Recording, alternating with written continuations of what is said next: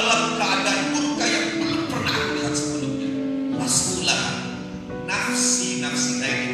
Kalimat nafsi-nafsi bahwa Nabi Rasul masih memikirkan dirinya sendiri.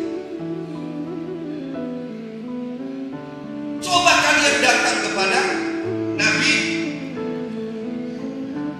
Ibrahim, datang kepada Nabi dan jawabannya sama, lastulaha nafsi-nafsi. Oleh Nabi Ibrahim direkomendasikan untuk datang kepada Nabi Musa. Jawaban Nabi Musa sama, lastulaha nafsi-nafsi.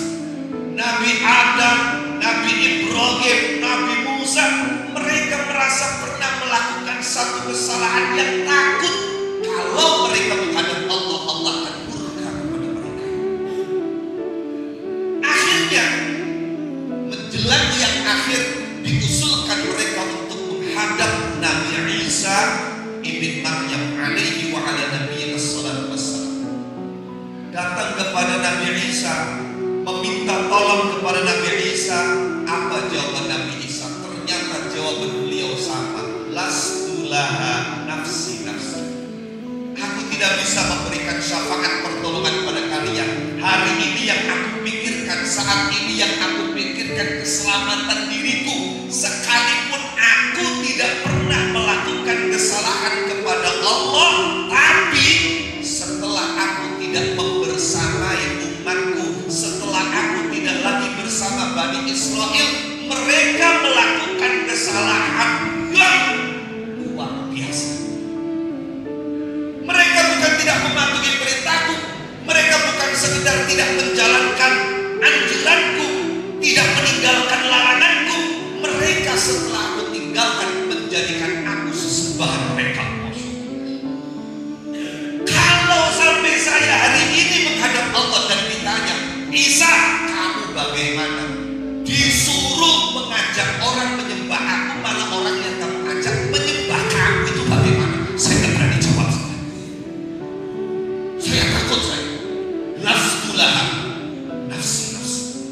Coba kalian datang pada Nabi akhir zaman Muhammad sallallahu alaihi wasallam. Saat itu mereka berbondong-bondong datang kepada kanjeng Nabi. Kanjeng Nabi kemudian mengatakan, ana laha ummati sallallahu alaihi Nabi Muhammad.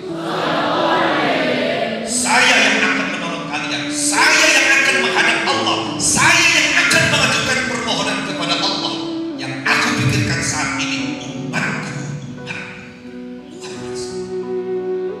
Maka saat itu pula kanjeng Nabi sujud menghadap Allah Subhanahu wa ta'ala, memohon kepada Allah Subhanahu wa ta'ala, sampai kemudian didatangi oleh malaikat Jibril, diperintah untuk mengangkat kepala. Maka kanjeng Nabi Muhammad wal wahid alladzi sajada baina yaday rabbih wa rafa'a ba'da sujudi wal wahid alladzi sa'ala rabbah fa'atahu su'lah wal wahid alladzi da'a rabbah fa'ajaba du'a'ah wal wahid alladzi yashfa'u li ummatihi fayushaffa'u lah. Kanjeng Nabi Muhammad satu-satunya orang yang sujud di hadapan Allah dan di dalam sujudnya menghaturkan permohonan, permintaan kepada Allah, dan apa yang dimintakan dikabulkan oleh Allah Subhanahu wa ta'ala.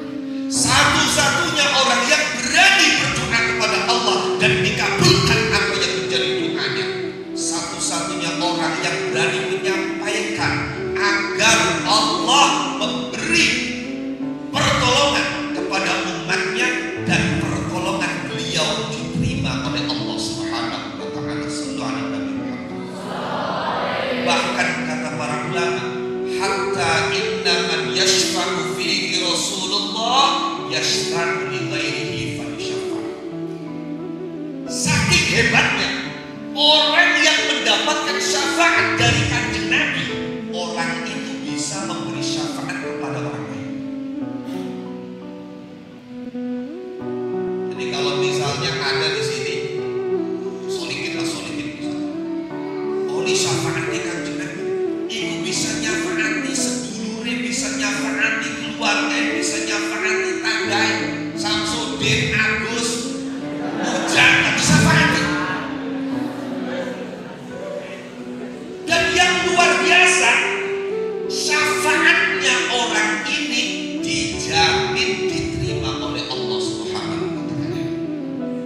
inna man yashfa'u fi Rasulullah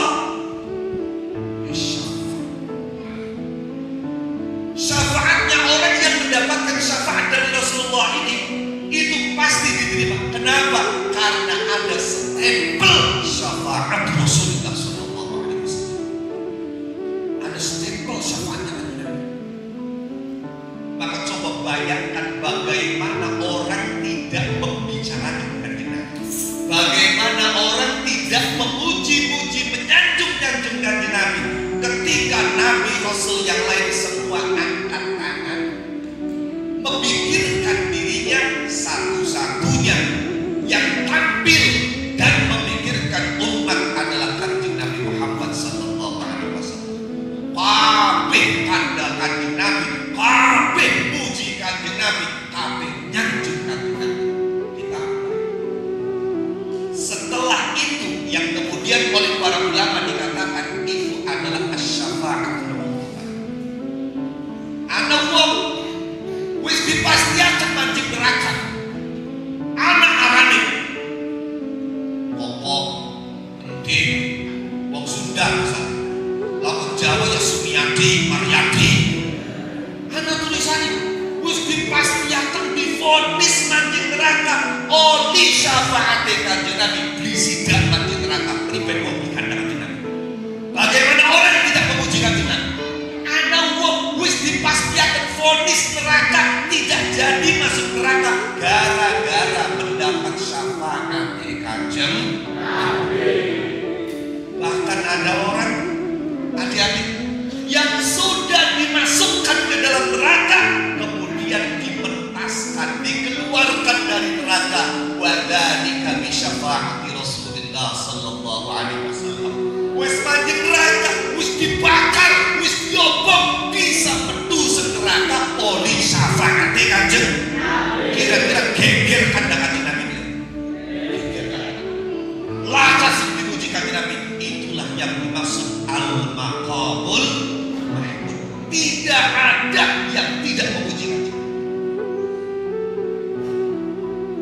Kenapa Kanjeng Nabi sampai mendapatkan kemuliaan yang sedemikian rupa?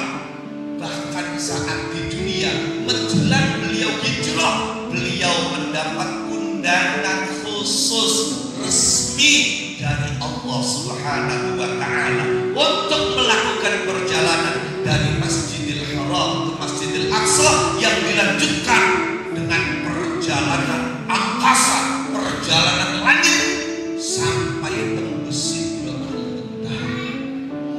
Coba perhatikan ayat yang menceritakan tentang Isra-nya Kanjeng Nabi. Kalau ayat tentang Mi'raj ada atau tidak? Remeng-remeng. Ada tapi remeng-remeng.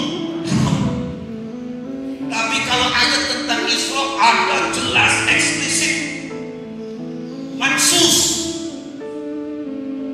Tapi kalau ayat tentang Mi'raj remeng-remeng. Artinya ada ayat dalam Al-Quran menurut versi sebagian ulama ini Mi'raj, menurut versi ulama yang lain ini tidak bicara tentang Mi'raj. Ada dalam surat An-Najm.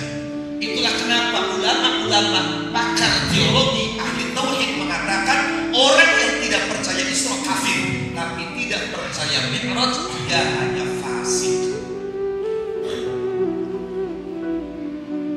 Coba perhatikan ayat Isra, ayat pertama dari surat Bani Israil, atau yang juga dikenal dengan surat Al-Isra.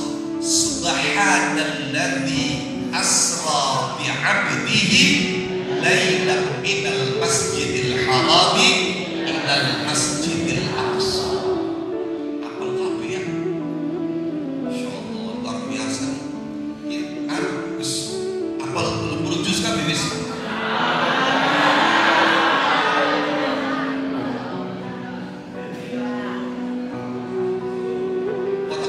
Tes ya, apalagi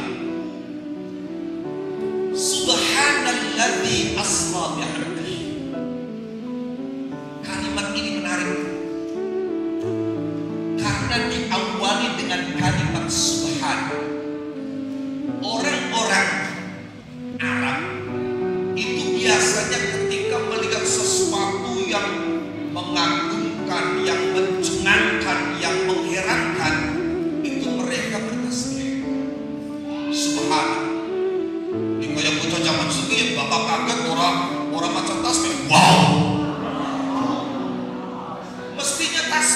subhanallah.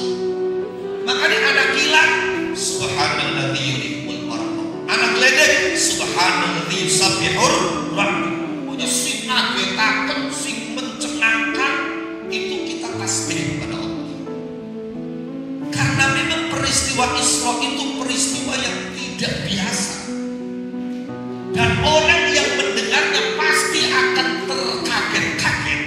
Karena itulah ayatnya diawali dengan kata subhana.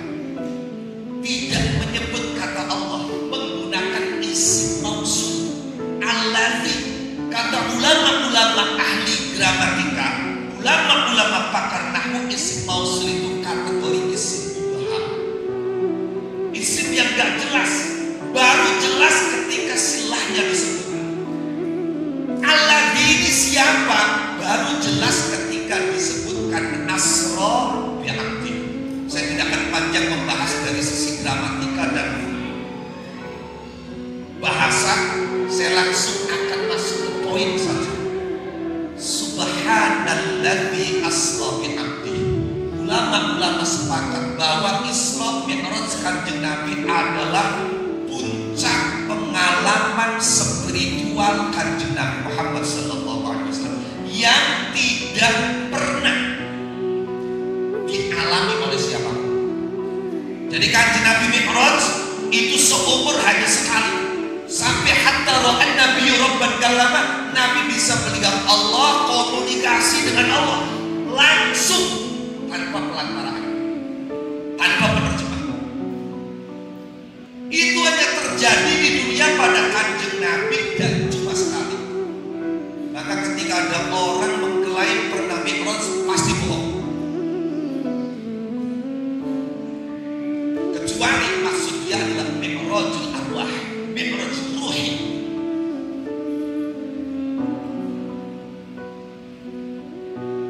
Subhanalladzi asra bi'abdi. Maha suci dan yang telah mengisrokan hambanya. Berarti di sini posisi Kanjeng Nabi aktif apa pasif? Jawab, aktif apa pasif? Pasif. Maha suci dan yang mengisrokan hambanya, yang aktif Allah. Maka tidak tepat ketika kita mempersoalkan, mempertanyakan Isra Kanjeng Nabi. Yang mengisrokan itu Allah. Nabi hanya menjalani yang ditetapkan oleh Allah. Beliau diisrokan, gak isro sendiri. Saya ada logika analoginya begini.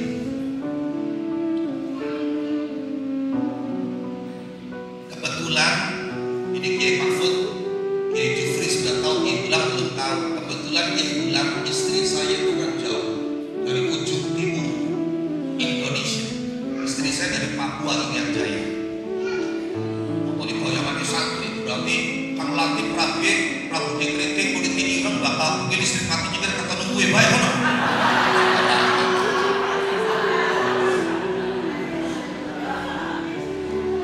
Tapi serius, istri saya itu dari Papua, kelahiran Sumatera Lampung tapi tinggal di Papua. Dan sebelum menikah, saya ada perjanjian tidak tertulis dengan calon mertua saat itu. Setelah menikah, gak apa-apa pernikahannya di Cirebon, tapi setelah itu harus tinggal di Papua. Maka saya pun setelah menikah tinggal di Papua. Tinggal di Papua tidak lama, hanya sekitar 6 bulan. Lebih 1 atau 2 minggu saya nggak betah. Ada 2 faktor yang membuat saya tidak betah tinggal di sana. Pertama, saya kena malaria. Jadi sering kumat malarianya. Yang kedua, kalau pas jalan ketemu sama orang Papua, diajak ngomong, ditanya, bingung jawabnya. Karena di Papua itu setiap distrik itu kalau di sini kecamatan itu bahasanya sudah beda. Bahkan lugat yaumiyahnya, bahasa sehari-harinya adalah lugat Indonesia. Walakin bighairi nizam, tapi tidak dengan aturan. Bahasa Indonesia tapi nggak ada aturannya. Misalnya saya punya tanah, itu saku tanah. Sapu tanah itu saya punya tanah. Kalau misalnya mau nyuruh anaknya matiin kompor, itu bukan matiin kompor, tapi bunuh kompor, bunuh. Itu orang bapak serius. Saya pernah jalan papasan sama orang bapak ditanya kopi mana, terus jawab, wong ning jalan tak pada kopi mana. Lagi kayak terjawabnya apa? Sing bareng karo gula. Jawabnya pada asal betul baik sapi nonton gitu. Istilahnya ribet. Ditakoni kopi mana, jawabnya sapi nonton. Maksudnya apa kan? Oh, kopi mana, ternyata kau pergi kemana, sapi nonton, saya pergi nonton. Akhirnya balik ngomong karo Rabi, mah kita beli kerasan karena ini kene balik-balik di cara membongkarkan menu yang ayu bongkarkan beli pandu Rabi maning. Semalam istri saya gak bisa tidur. Semalam serius gak bisa tidur. Mikir luru laki gantengnya kayak pula di Papua angel. Tapi di Papua dulu. Akhirnya singkat cerita, dia ikut bersama saya, seneng kan? Wah, beli kudu modal maning, Rabi bilang bekerja. Sedina rong dina kali seminggu pusing maning. Lebih kepikir dia Mahfud. Keluarganya, orang tuanya masih di Papua, kakak adiknya masih di Papua. Lah ini sewaktu-waktu dia pengen nengok orang tuanya, ongkosnya berapa? Waduh. Akhirnya pusing maning. Yang lamun misalnya mana gula Rabi bawa anak siji misalnya itu wis kantong tiketnya wong siji paling murah 3 juta, bahkan hari-hari besar itu bisa sampai 5 juta karena perjalanan dari Bandara Soekarno-Hatta sampai Bandara Sentani itu 5 jam setengah. Numpak kapal murah mau 1 juta, tapi seminggu pun bakal kapalnya dikelipan. Pesawat 5 jam setengah. Nah kalau saya ke sana 3 orang, saya istri bawa anak 1 sudah berapa? Pulang pergi berapa? Anak si ngomong di pulang, kan latin si bijak, anak si cilik di pangku, perang saring pak angkot, anak pangku bantu. Pesawat si pangku si lengan. Akhirnya pusing, pikir waktu primen bilang Rabi jangan miliki wong tua ya. Di pondok kan biasa bakso dimasakin. Wes, lagi solusi, wah ketemu. Ada cara yang paling jitu, ketemu primen caranya. Saya usaha ikhtiar bagaimana tahun ini istri saya hamil. Nanti tahun depannya melahirkan kan? Setelah itu bagaimana tahun depannya hamil lagi? Tahun depannya melahirkan lagi. Tahun depannya hamil lagi. Tahun depannya melahirkan lagi. Anak sedangkan digunakan jupre. Dan ikan latif lu anaknya bismira durung ngakil nembe pitu. Alhamdulillah. Akhirnya alhamdulillah dengan strategi itu istri saya tidak sering minta pulang. Lama tidak pulang karena hamil melahirkan, kemudian ada kesempatan pulang. Akhirnya saya tawarin gimana pengen tidak nengok orang tua. Senangnya luar biasa. Itu biasanya saya kalau mau makan ngomong dulu, Mas siapin makan. Itu enggak sekarang. Saya ditawarin pengen makan enggak. Aduh luar biasa. Mesra udah pokoknya. Saya tawarin dia nengok orang tuanya, akhirnya dia ngajak cari oleh-oleh. Kita ke Pleret, cari oleh-oleh makanan ringan yang gak ada di Papua. Terus mulai otok-otok sampai ayo beli kelale, gula watu karate, sebab gula watu langka di kanan. Terus gula watu di packing, masukin kardus, kemudian kita berangkat naik kereta sampai ke stasiun Gambir, dari Gambir naik Damri menuju Bandara Udara Soekarno-Hatta sambil menteng oleh-oleh di dalam kardus. Ternyata karena di dalam kardus itu ada gula batu, ada manis-manis, maka ada semut yang ketika gula batu itu dimasukkan kardus, semut ikut masuk kardus. Ketika kardus itu saya bawa ke kereta, semut ikut naik. Ketika saya sampai di bandara udara, Kemudian kardus itu saya masukkan ke bagasi, saya naik pesawat, semut itu ikut naik. Ya atau tidak? Sampai di Bandara Sentani saya menunggu jemputan, belum datang juga. Akhirnya, waduh, harda, ini kan orang sudah harda, cari wong Jawa ongkong.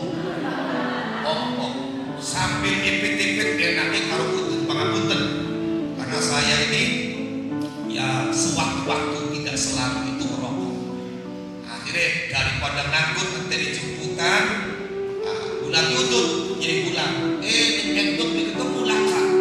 Akhirnya kelingan oh iya punya persiapan utut terkancing akan di kardus, terbuka kardus.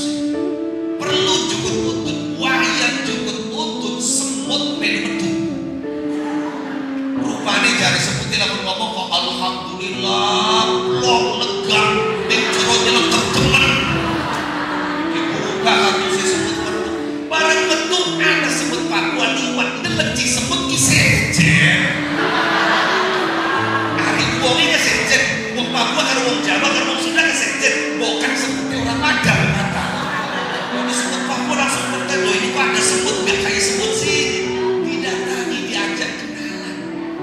Kamu sebut mana? Dijawab saya sebut Sindang Jawa. Sindang Jawa itu di mana? Di Cirebon. Cirebon itu di mana? Jawa Barat. Jawa kok tidak jauh sekali. Berapa bulan kamu sampai ke sini? Pertanyaannya berapa bulan? Berapa tahun? Karena semut Papua menggunakan optik dan kacamata semut.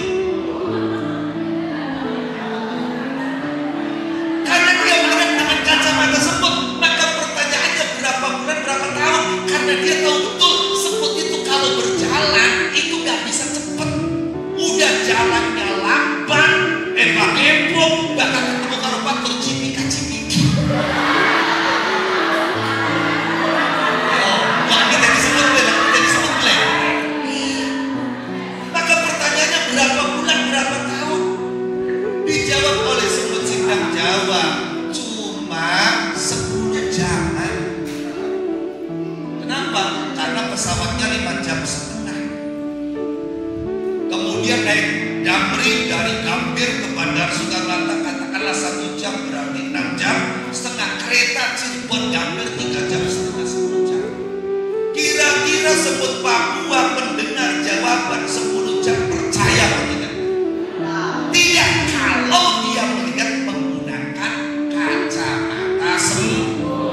Tapi cobalah aja gelenge mengkonon rada dengar setitik.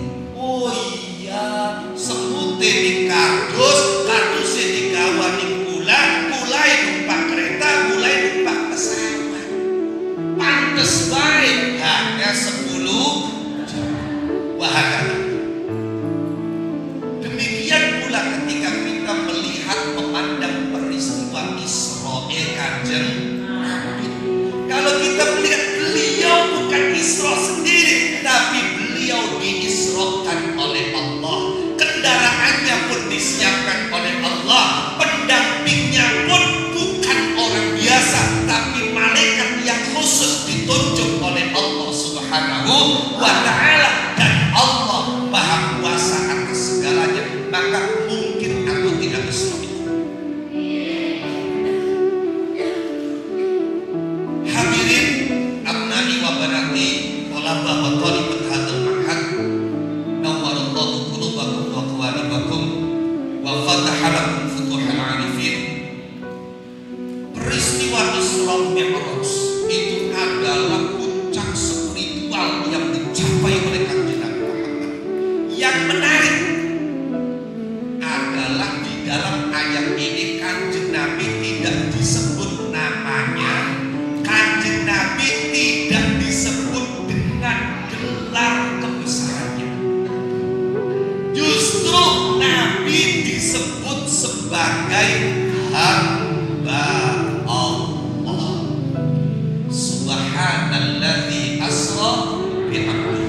Bukan subhanalladzi asra bi Muhammadin, bukan subhanalladzi asra bi nabiyhi, bukan subhanalladzi asra bi rasulihi bi habibihi, dan seterusnya tidak. Kami bi abdi. Di dalam kitab Matalib al-Masarrat Syarah Dalailil Khairat disebutkan bahwa tidak ada sifat yang melekat pada makhluk Allah yang lebih mulia dari sifat hamba. Yang namanya sifat rububiyah merupakan asyraful awsaf wa akmalul awsaf. Sifat yang paling mulia, yang paling sempurna bagi makhluk Allah. Artinya semakin orang bisa memperlihatkan sisi kehambaannya, semakin potensi dia mulia dan sempurna di sisi Allah semakin besar.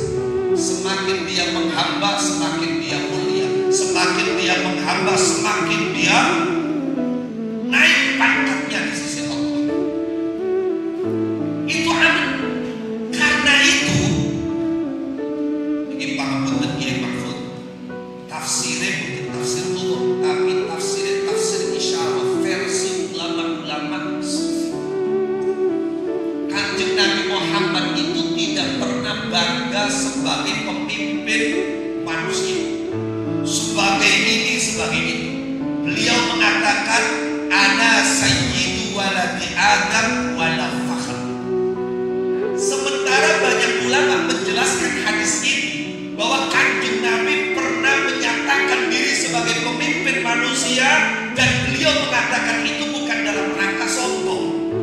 Tapi Al-Imam Ahmad ibn Athaillah al-Iskandari mengatakan bahwa kalimat wala fakhr itu artinya tidak ada rasa bangga pada diriku sebagai sayyidu waladi Adam.